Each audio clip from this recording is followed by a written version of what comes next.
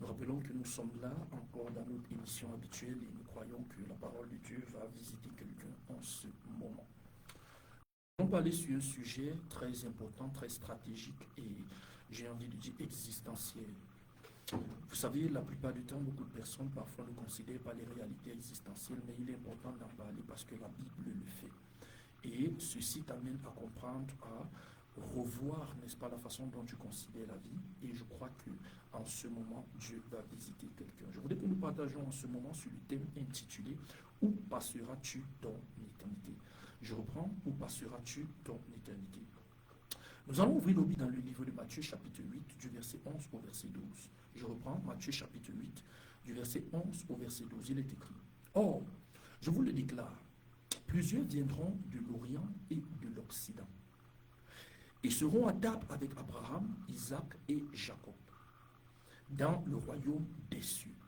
Mais les fils du royaume seront jetés dans les ténèbres du dehors.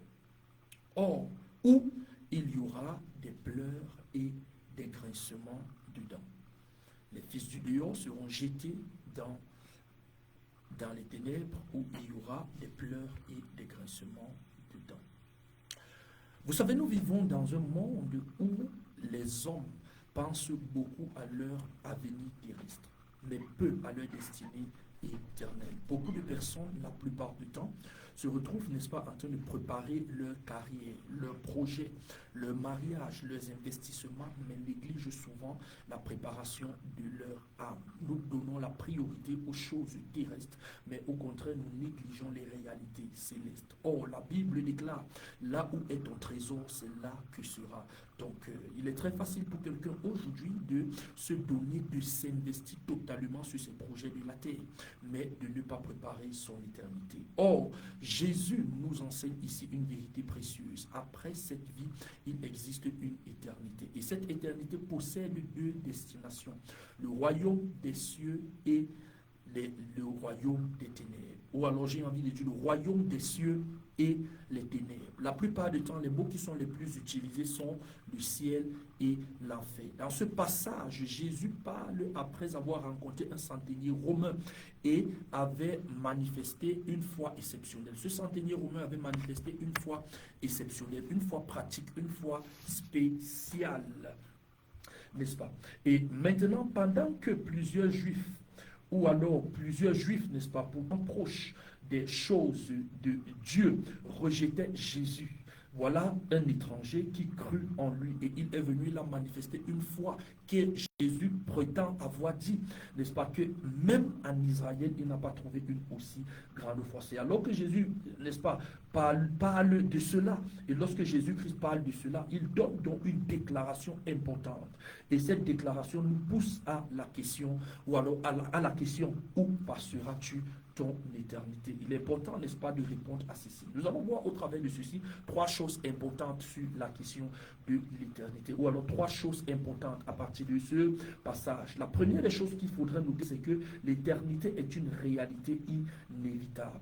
L'éternité est une réalité inévitable. Dans ce passage, Jésus-Christ parle du royaume des cieux et des ténèbres du dehors comme des réalités concrètes. Il ne parle pas d'une philosophie ni alors d'une imagination. Il parle d'une destinée éternelle après la mort. Bien-aimé, il est important de savoir que tu le veux ou pas, que tu l'acceptes ou non, chacun d'entre nous partira un jour de ce monde. Mais lorsque nous partirions de ce monde, où est-ce que nous allons aller? Il est important de savoir que la question de l'éternité est une question existentielle, une question importante, une question qui nous ramène, n'est-ce pas, sur ce que Dieu veut pour les hommes. À cette question, plusieurs juifs pensaient automatiquement entrer dans le royaume simplement parce qu'ils étaient les descendants d'Abraham. Mais Jésus leur montre que personne n'échappe au jugement éternel simplement par une appartenance religieuse ou alors une appartenance familiale. Ces paroles de Jésus détruisent, n'est-ce pas, la fausse sécurité religieuse qui révèle,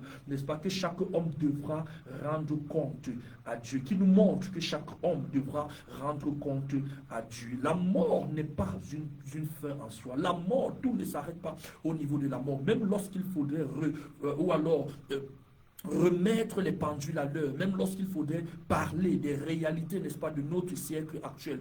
Vous vous rendez compte que la plupart du temps, lorsque nous parlons de la mort, beaucoup de gens, n'est-ce pas, se retrouvent en train de se retourner vers des personnes qui sont déjà parties, sous prétendant que, ce qui montre clairement que même dans les réalités africaines, les croyances spirituelles africaines, nous reconnaissons que tout ou alors ne s'arrête pas à partir de la mort. Beaucoup vivent sur la terre comme une demeure définitive, mais la Bible nous dit qu'il est réservé aux hommes de mourir une seule fois, après quoi vient le jugement. Hébreux chapitre 9, verset 27. Après la mort, il n'y a pas une seconde chance. Non, il n'y a pas de purgatoire parce qu'il est réservé une seule fois. La possibilité pour toi de vivre, c'est maintenant. Ça veut dire que c'est maintenant que tu dois ou alors travailler sur ton entrée au ciel. C'est maintenant que tu dois penser, n'est-ce pas, à où est-ce que tu passeras ton éternité. Il n'y a plus de repentance après la mort. Il n'y a plus de retour en arrière possible. Lorsque tu meurs, lorsque tu pars de ce monde, c'était terminé pour toi et tu fais face à ton éternité. Dieu te donne peu de temps pour préparer ton éternité. Dieu te donne moins de 100 ans, n'est-ce pas, pour préparer toute une éternité. Il est donc important de comprendre que l'une des missions importantes et essentielles sur la terre, c'est la préparation de ton éternité. Lorsque tu restes là, tu réfléchis même, tu regardes à toi-même, à ton état d'âme. Est-ce que tu te poses souvent la question, n'est-ce pas, où est-ce que j'irai lorsque je ne serai plus de ce monde? Parce que lorsque tu partiras de ce monde, tout ne sera pas terminé. Tout au contraire, ce sera le début de toute une grande aventure. Mais maintenant, cette aventure dépend de la façon dont tu t'es préparé sur la terre. Si en fait, n'est-ce pas, tu as fait ce qu'il faut faire, en ce moment, tu seras dans les tabernacles éternels. Mais si en fait, n'est-ce pas, tu as négligé l'apport de la parole de Dieu, de ce que Dieu dit te concernant, c'est là où tu seras éternellement en enfer. Il faut donc considérer ceci. Chaque homme connaîtra devant Dieu ou alors sera devant Dieu, n'est-ce pas, où il sera jugé par rapport à sa vie sur la terre. Les hommes parfois négligent leur âme. Aujourd'hui, les hommes courent après l'argent, les plaisirs, les réseaux sociaux, les biens matériels et négligent leur relation avec Dieu. Ne me comprenez pas mal. Je ne suis pas en train de dire que faire toutes ces choses est mauvaise, mais je suis en train de dire que la priorité pour chaque personne, pour chaque homme sur la terre, c'est quoi? C'est son entrée au ciel ou alors la préparation de son éternité. La Bible va sur le point de dire, n'est-ce pas, dans le livre de Matthieu chapitre 16 verset 26, que servirait-il à un homme de gagner tout le monde entier s'il perdait son âme? Tu peux réussir financièrement, devenir célèbre, admiré par les hommes, n'est-ce pas,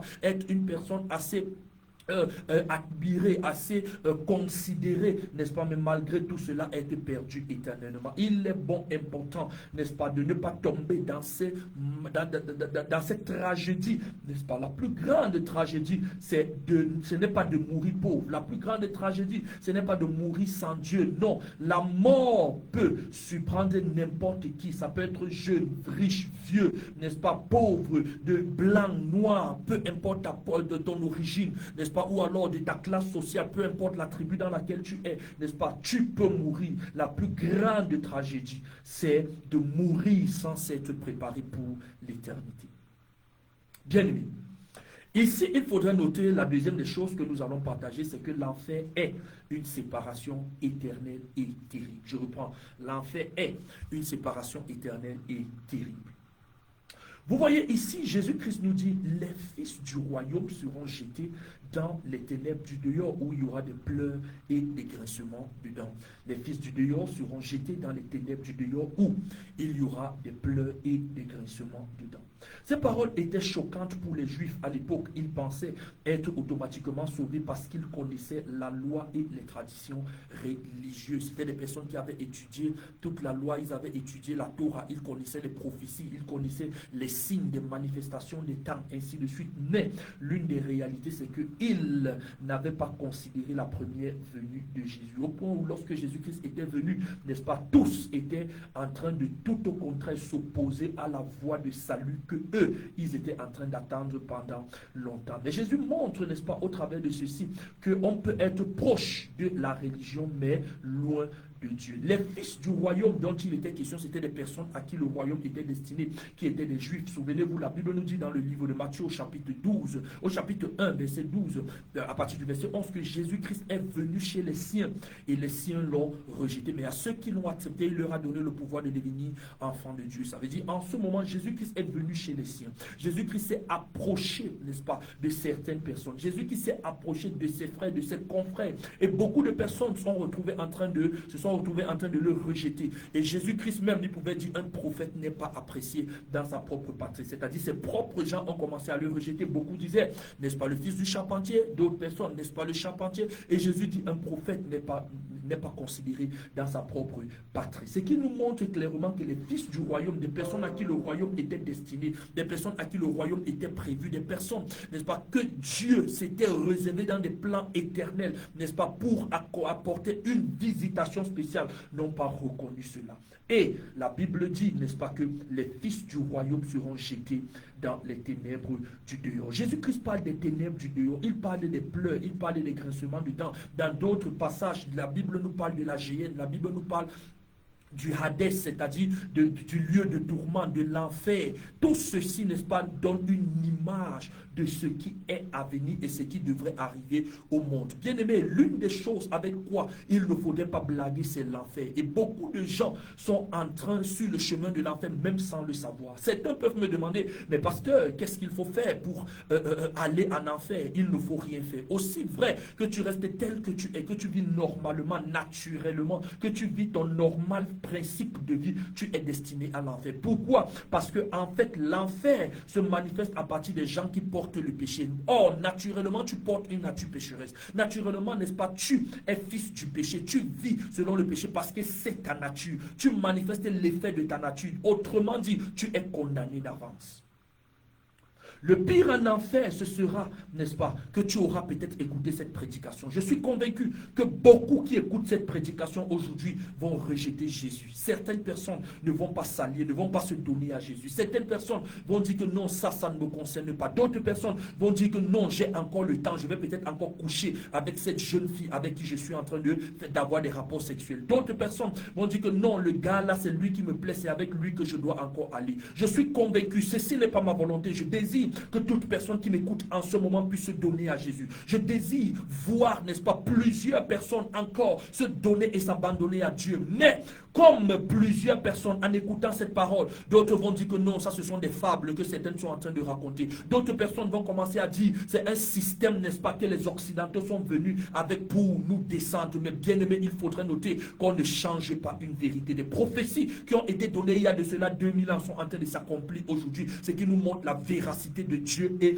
de sa parole. Il est donc important pour toi de ne pas faire la pire erreur de ta vie, qui soit quoi? Qui soit de rejeter les clés de l'éternité sous un prétexte quelconque. Peu importe la raison que tu as, il faudrait noter le plus grand choix de ta vie, n'est-ce pas, est déterminant par rapport à l'entrée au ciel. Il est donc important pour toi de te décider maintenant. Ce n'est pas une histoire de demain, parce que tu pourras dire demain ne t'appartient pas. Tu pourras être là, n'est-ce pas, et tu meurs aujourd'hui. Est-ce que c'est ma volonté? Non, loin de là, mais c'est une possibilité. Pourquoi? Parce que la mort n'attend personne. Il faut donc savoir, mon frère, ma soeur, qu'à partir de ce moment, du moment où tu écoutes ce message, du moment où tu, n'est-ce pas, es en contact avec cette parole qui t'est prêchée, qui t'est véhiculée, c'est un moment de décision. C'est un moment où tu dois dire, à partir de maintenant, il faudrait que je puisse faire ce qu'il faut afin que, n'est-ce pas, je ne puisse pas me retrouver en enfer. Bien aimé, la plupart du temps, lorsque je parle de l'enfer, j'ai l'habitude de faire une illustration. Beaucoup de gens ne comprennent pas, n'est-ce pas, ce que c'est que l'enfer. C'est un étang ardent de feu et de soufre. Pour mieux comprendre cela, j'aimerais un peu te dire, si on met une marmite qui est au feu et on te demande de toucher cette marmite avec ton doigt, tu ne peux pas facilement toucher pendant 10 secondes. Or, la paume de la main est l'une des parties les plus dures de la peau. Ça veut dire que si tu ne peux pas toucher avec ta main, avec ton doigt, ou alors avec ton doigt, avec tes mains, pendant 10 secondes, imagine, ce n'est pas seulement le feu, mais c'est juste un contact du feu, tu ne peux pas 10 secondes. Si on dit maintenant de toucher maintenant avec ta peau, c'est-à-dire l'extérieur, par exemple avec ton coude, ou alors avec ton bras, en ce moment c'est autre chose. Même pendant 3 secondes, tu ne pourras pas. Imagine que tu es sur un étang ardent de feu et de soufre. Peut-être tu ne comprends pas ce que c'est que l'étang ardent de feu. Je vais prendre une autre illustration pour que tu comprennes. Les scientifiques nous disent que la distance entre le Soleil et la Terre est d'environ 300 millions de kilomètres. Mais, malgré cette distance, pour que les habitants de la Terre ne cuisent pas de chaleur, il y a une couche qu'on appelle la couche d'ozone qui sépare ou alors qui est là pour protéger les habitants de la Terre contre les rayonnements ultraviolets pour que les habitants de la Terre ne puissent pas cuire de chaleur, malgré la distance de 300 millions de kilomètres. Imagine un seul instant qu'on enlève non seulement la couche d'ozone, en plus de cela, on enlève ces 300 millions de kilomètres et on te prend, on te dépose sur le soleil. Imagine à quelle température. Aucune souffrance sur cette terre n'est comparable à la souffrance éternelle, à l'enfer. Bien-aimé, c'est un état ardent de feu et de soufre. Or, lorsque Dieu a envoyé Jésus, c'est parce que l'homme était déjà condamné.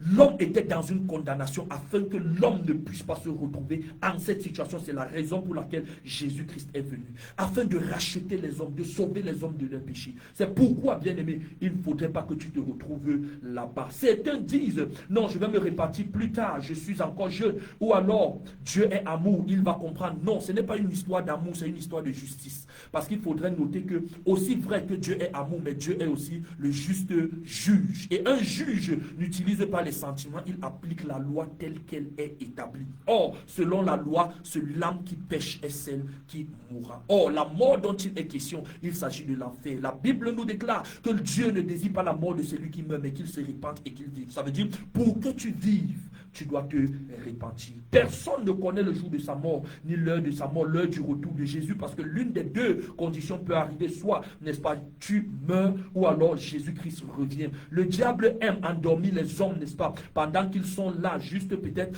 pour ne négliger leur préparation spirituelle. Mais j'aimerais attirer ton attention, ne rate pas l'entrée au ciel. Ne pars pas en enfer, parce que tu regretteras toute ta vie. Ne dis pas, j'ai encore le temps. Non, parce que le temps ne t'appartient pas. Ne sois pas seulement un chrétien de nom ou alors une personne qui a une dénomination chrétienne. Non, parce que ce jour-là, on mettra le film de ta vie où on verra tout. La Bible nous déclare, il n'y a rien de caché qui ne sera connu. Tout sera connu un grand jour. On mettra le film de ta vie comme ça. Tu vas voir et en ce moment, il y aura des pleurs et des grincements dedans. Beaucoup de personnes vont dire, oh Seigneur, pourquoi c'était à cause de quelque chose de si simple, n'est-ce pas? La fornication, à cause du mensonge, à cause du vol, à cause de l'escroquerie, à cause d'une chose ou d'une autre. C'est à cause des choses aussi simples que tu te retrouves en enfer. Oh bien-aimé, tu vaux plus que cela. Tu peux t'en passer de cela. Jésus-Christ est venu pour te délivrer, te libérer du péché, n'est-ce pas, du pouvoir du péché, afin que tu ne tombes pas en cela. Ne te dis pas que non, j'ai encore du temps, parce que le temps ne t'appartient pas. Je suis venu parler à quelqu'un. Non, l'enfer est réel. Bien-aimé, il faudrait noter une chose. Beaucoup de gens blaguent avec ces réalités, mais je peux te dire une chose, l'enfer est réel. Je me souviens, il y a l'histoire, il y a un Russe qui a fait des fouilles, n'est-ce pas, dans les profondeurs de la terre, n'est-ce pas, dans des pratiques géologiques. À un moment donné, il y avait une très grande chaleur qu'il a découverte et il a mis un émetteur. Il écoutait certaines choses, certains cris et tout le reste, mais il ne savait pas qu'il était écrit dans la Bible que tout ceci c'était dans les profondeurs de la terre. Et en tant que Russe communiste, il a dit en cette époque, oh, en tant que communiste, je ne crois ni en Dieu ni à la Bible, mais non, il a dit, je ne crois ni au ciel ni en Dieu, mais en tant que scientifique, je crois à l'enfer. Ça, c'est un scientifique russe pendant à l'époque de l'Union soviétique qui a parlé de cela. Ce qui veut dire que lorsque toi, tu te retrouves même en train de discuter sur certaines choses, non, même les scientifiques qui sont en dehors du milieu chrétien sont en train de faire certaines découvertes et ils relatent cela. Donc ne dis pas j'ai encore beaucoup de temps. Non, ne dis pas que non, je ne suis pas juste un chrétien de nom ayant une dénomination. Non, il faut que la vraie vie de Jésus soit là, soit réelle, soit manifeste. Ne sois pas simplement religieux. Tu te reconnais par un système religieux quelconque. Non, tu peux fréquenter une église, chanter, servir, prêcher même, n'est-ce pas, mais être loin de Dieu intérieurement. Aujourd'hui, Dieu appelle, n'est-ce pas, chacun à une repentance sincère. La troisième des choses dont j'aimerais mentionner, c'est que le ciel est ouvert à ceux qui croient véritablement en Jésus. Je reprends. Le ciel est ouvert à ceux qui croient véritablement en Jésus. Bien aimé, il est important de savoir, n'est-ce pas, que lorsque, n'est-ce pas, cette déclaration de Jésus-Christ vient, l'attitude est remarquable du centenier romain. Ou alors l'attitude du centenier romain est remarquable. Cet homme n'était pas un juif, c'était un romain, c'est-à-dire c'était des officiers romains qui exerçaient leur pouvoir ou alors leur autorité dans, je veux dire, chez les juifs. Pour mieux comprendre ceci, il faudrait un peu avoir l'image de la colonisation, c'est-à-dire c'était comme peut-être un exemple des officiers français qui se retrouvaient peut-être au Cameroun, un officier français et gouvernait un environnement quelconque mais qui n'était pas camerounais. Donc c'était un peu ce semblant d'éléments qui se passaient du côté, je vais dire, d'Israël en cette époque. Donc il y avait des officiers romains qu'on appelait des centeniers et qui se retrouvaient donc en train d'exercer l'autorité de Rome mais dans une terre étrangère. Ça veut dire qu'en fait il n'était pas un juif. Il ne faisait pas partie du peuple d'Israël, mais lorsqu'il vint en Jésus, il manifesta une foi extraordinaire. Il dit, dis seulement un mot et mon serviteur sera guéri. Ayant entendu cela, Jésus-Christ fut dans l'admiration et déclara qu'il n'avait pas trouvé une aussi grande foi en Israël. C'est alors que Jésus annonça que plusieurs viendraient de l'Orient, de l'Occident, n'est-ce pas, et entreraient dans le royaume de Dieu. La vraie foi, n'est-ce pas, conduit à suivre Jésus. La foi du centenier n'était pas seulement une parole, c'était, n'est-ce pas, une confiance totale en Jésus, parce qu'il a dit, non, moi j'ai les gens qui sont, je vais dire, sur moi, c'est-à-dire en autorité, et les gens qui sont sous moi, c'est-à-dire il a compris la réalité de l'autorité, et lorsqu'il comprend ceci, il a compris d'une certaine façon qu'il faut se soumettre totalement à l'autorité de Jésus afin de voir sa grâce se manifester dans ta vie. Bien aimé, il faut noter une chose, c'est que le ciel est réel. Mais le royaume de Dieu se manifeste uniquement à ceux qui se donnent à Jésus, qui acceptent vivre pour lui, qui acceptent se soumettre à ses principes, qui renoncent à toute forme, n'est-ce pas, de quelconque croyance en se donnant totalement à Jésus, qui peuvent dire que non, où je suis ici, je ne vis plus pour moi-même, mais je veux commencer à vivre pour Jésus, afin que sa volonté soit prioritaire dans ta vie. Non, bien-aimé, ta vie ne se limite pas seulement sur la terre. Il y a l'au-delà et Dieu veut que tu sois sauvé. Mais la seule condition que tu sois sauvé, c'est que tu acceptes Jésus, c'est que tu renonces à ta vie, c'est que tu renonces à l'iniquité, que tu renonces au péché, que tu dises non au péché afin de vivre pour Dieu, afin de manifester les vertus de Dieu, afin d'avancer selon ses décrets. Bien-aimé, ceci c'est la volonté de Dieu pour toi. C'est ce que Dieu désire pour toi. Ne regarde pas ta vie, n'est-ce pas, sur le prisme, n'est-ce pas, d'une vie seulement réelle, normale, naturelle. Non, il y a une éternité que tu dois sauvegarder. Non, il y a une éternité. Tu dois sauver ta vie. Pense à ta vie, pense à l'éternité. La Bible dit, non, je ne désire pas la mort de celui qui meurt. Dieu ne désire pas la mort de celui qui meurt. Il ne désire pas la mort du méchant, mais que le méchant se répande et qu'il vive, qu'il accepte Jésus afin de marcher selon ses voies, selon ses commandements. Jésus-Christ pouvait dire, je suis le chemin, la vérité et la vie. Nul ne va au Père que par moi. Non, tu ne seras pas sauvé par tes ancêtres. Non, tu ne seras pas sauvé par un prophète quelconque. Non, tu ne seras pas sauvé par quiconque, par une croyance quelconque.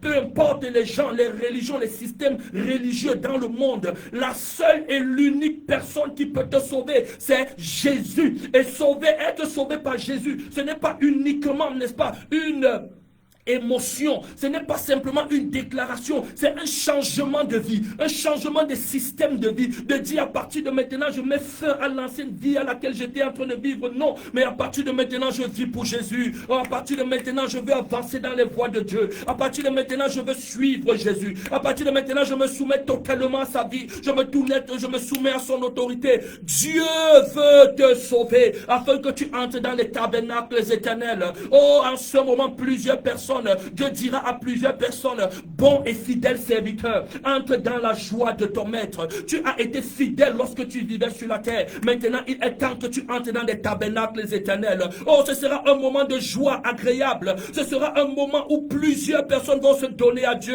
Et pendant ce moment, je veux dire, où plusieurs personnes vont bénéficier du fait qu'ils se soient donnés à Dieu. N'est-ce pas? Où plusieurs personnes, les larmes de plusieurs seront récompensées. La Bible dit, n'est-ce pas, qu'il n'y aura plus de pleurs en ce moment. Ce qui n'auront pas adoré la bête, n'est-ce pas, qui ne se seront pas soumis, n'est-ce pas, au système de ce monde, qui ne se seront pas soumis au péché, n'est-ce pas, à la fornication, à l'adultère et à tout ce qui peut, n'est-ce pas, mettre les hommes en opposition avec Dieu, mais qui se seront totalement repentis et qui auront dit que non, moi j'accepte Jésus, je vis pour lui, je marche selon ses voies et j'avance selon ses décrets. Dieu veut te sauver. Mais bien aimé, pourquoi est-ce que tu ne peux pas accepter Jésus? Est-ce que c'est à cause d'un plaisir de quelques minutes? Pourquoi est-ce que tu ne peux pas accepter Jésus? Est-ce que c'est à cause d'un mensonge quelconque venant d'un système? Oh, pourquoi tu ne peux pas accepter Jésus? Parce que Jésus est le chemin. Oh, si Dieu te demandait quelque chose de tellement grand, tu allais dire que je n'avais pas la possibilité. Si Dieu te demandait peut-être l'argent, tu allais dire je n'ai pas suffisamment d'argent. Mais Dieu ne te demande pas toutes ces choses. Dieu te demande seulement ton cœur, afin que tu te donnes à lui, afin que tu t'abandonnes à lui, afin que tu suives sa volonté, afin qu'il soit priorité dans ta vie, que tu acceptes Jésus, qu'il soit, n'est-ce pas, la première et la dernière personne dans ta vie. La Bible pouvait dire, celui qui aime le Seigneur de tout son cœur, de toute son âme, de toute sa force, c'est celui-là, n'est-ce pas, qui pratique le premier et le plus